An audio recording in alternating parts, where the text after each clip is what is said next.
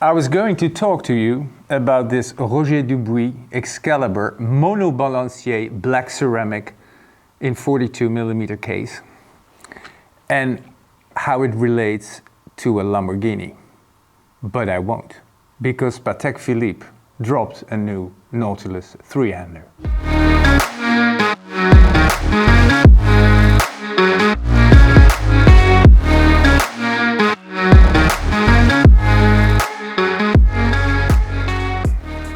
I was fully ready to review this very lovely 42mm Roger Dubuis in a sleek ceramic case that comes at a price of 73,500 euros. And you even get a skeletonized, very technical micro rotor for that. But Patek Philippe recently launched 8 new watches.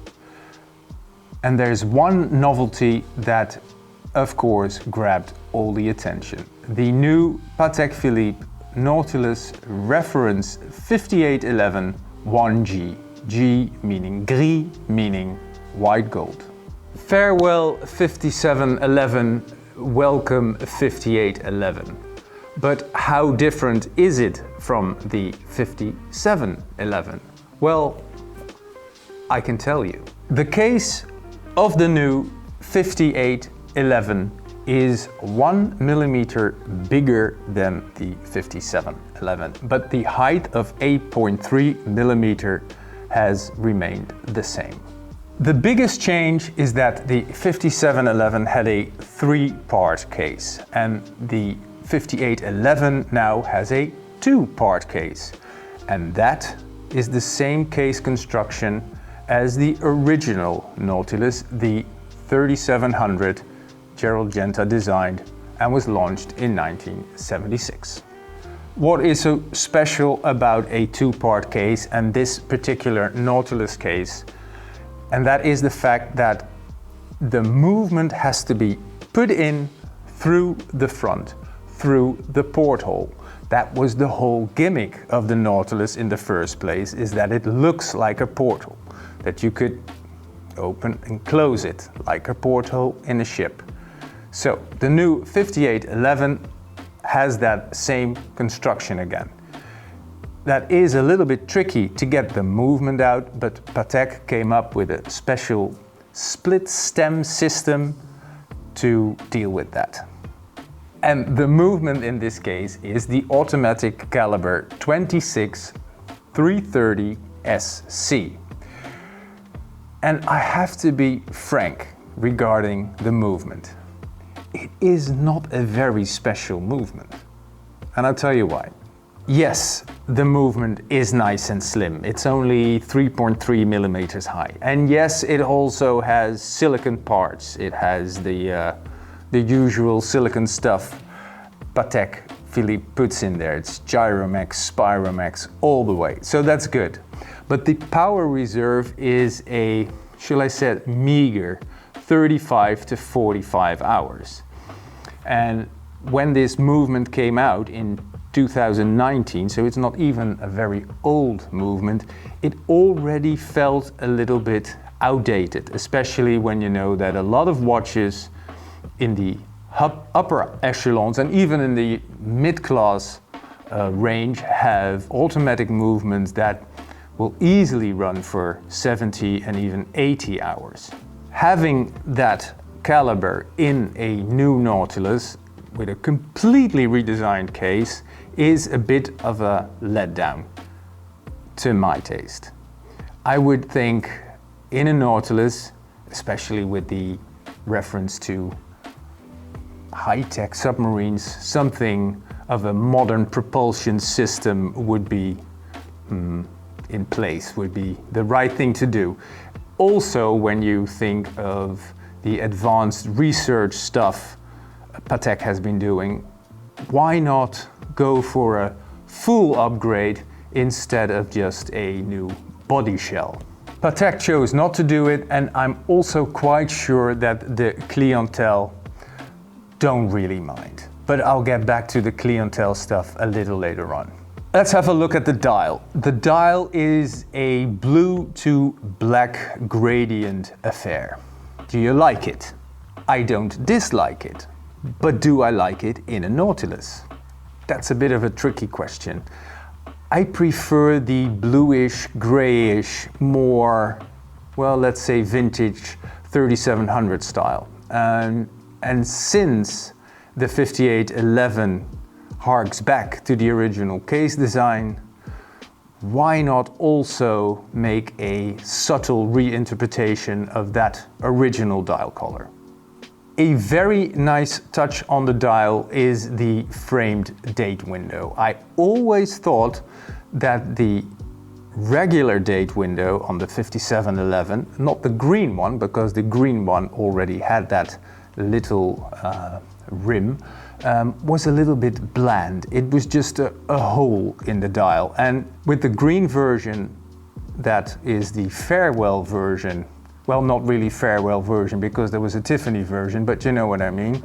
With the green version, at least the date got a little bit more, I would say, attention. And it just looks better. And that feature now continues on the 5811. Let's put the 5811 in historical perspective, because we're in the watch world anyway, and everything is about historical perspective, and especially when you're Patek Philippe. History plays a part. I already told you about the 3700, and now I have to tell you about the 3711. Yes, that is a thing. The 3711 1G was a full white gold version of the 3700 with a full white gold bracelet that was only in production for 2 years. So this new 5811 is quite the, I would say, big brother of that watch. It's almost an evolution. And that watch can now be had for a measly 300,000 euros and more. There was of course a 5711 in white gold, but that one never came on a full white gold bracelet. So in that sense, the 5811 1G is a straight descendant of the illustrious, rare 3711. I think it's inevitable we have to talk prices. I don't like to talk about prices because I think it's boring and I think it's obscene, but in this case it's a Nautilus and we have to talk prices. Okay, here we go. The new white gold 5811 comes in at a whopping 69,200 euros. And now I know people will respond with, that's not that expensive. But isn't that a bit weird? Yes, that is weird, and it is not weird because, okay, I wrote an article not too long ago speculating about the successor to the 5711. I thought of a 5811 in white gold, thank you, but the price I predicted was 60. So I'm only 9,200 euros off, but still 9,200 euros is a lot of money. But is 69,200 euros a lot of money for a white gold Nautilus? Well, if you want to have a 5711R, that is the rose gold version of the 5711, you can't buy it probably at your local AD, but it can be had on the grey market for 200,000 euros. 200,000 euros for a pink gold 5711. That's also a watch that will probably be discontinued very soon because there is now a 5811 in white gold, and if they can do it in white gold, the people at Patek can do it in red gold as well. And of course, the discontinued steel version of the 5711 that was once 35,000 euros at your trusted local dealer can only be had for prices that reach 125,000, 135,000 euros. So if you compare the steel 5711 with a white gold 5811, the newer, better version, that last one is a steal. People who want a Patek Philippe Nautilus and who can afford a Patek Philippe Nautilus already work with a budget that is way above retail. In other words, if Patek Philippe now drops a 70k Nautilus, the target audience is not going to be blown away by that price. No, they're quite familiar to that price.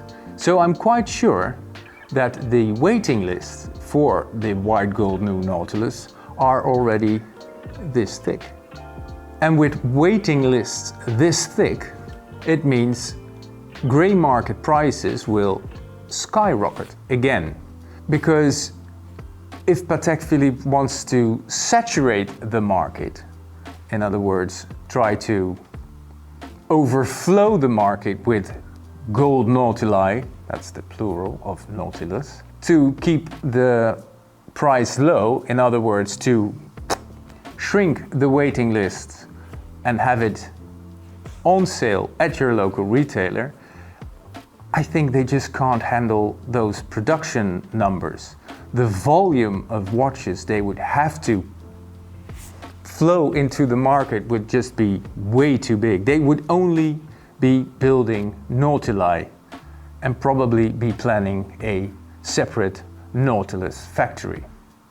And I have a few other thoughts regarding the launch of the new Nautilus. And that's actually thoughts about the 7 other new Patek Philippe watches they launched.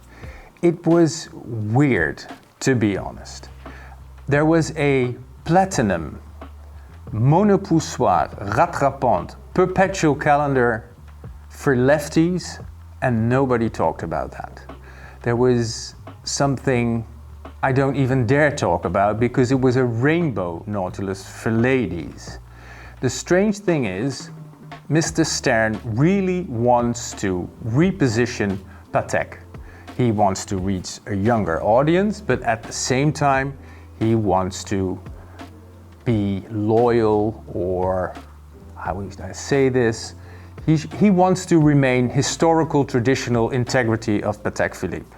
He wants a younger audience to buy complicated Pateks. The Watches and Wonders releases earlier this year showed that. There were very classical pieces, but there were also complications with a younger touch. Remember the Calatrava travel time, for instance. Now, the 7 novelties got completely outshone by the Nautilus. So everybody is looking at the Nautilus again. Is that what Patek Philippe wants? Well, you should say yes now because that's what they did, but it was not really the strategy Mr. Stern laid out. It's all just a bit puzzling to me. You have complicated references that are very quirky. Just have a look at that lefty rattrapante in platinum with a black fabric strap with red stitching. And then you have a Nautilus that just steals the spotlight. What is the idea? But maybe that's how Patek Philippe keeps it interesting for everybody. It's just one big mystery. One thing the mystery has produced, however, is a, I have to say, rather fabulous looking 5811 1G. It looks good. Yes, the blue is not the blue I was hoping for, but in the end, the case construction is a very, very, very nice touch. There's just one thing that would have made it even better. The watch would have been near perfect if they would have done away with the central seconds hand, because the original 3700 didn't have that.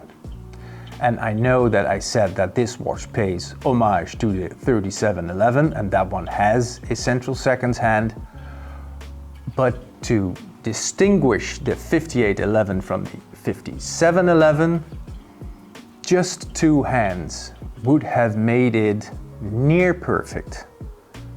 And while you're thinking of some undoubtedly educated comments down below, why don't you have a look at some more shots of the Roger Dubuis Excalibur Monobalancier Black Ceramic 42mm. It is worth your time. I hope you enjoyed this video, and if you did, don't forget to like and subscribe, and I'll see you soon next time.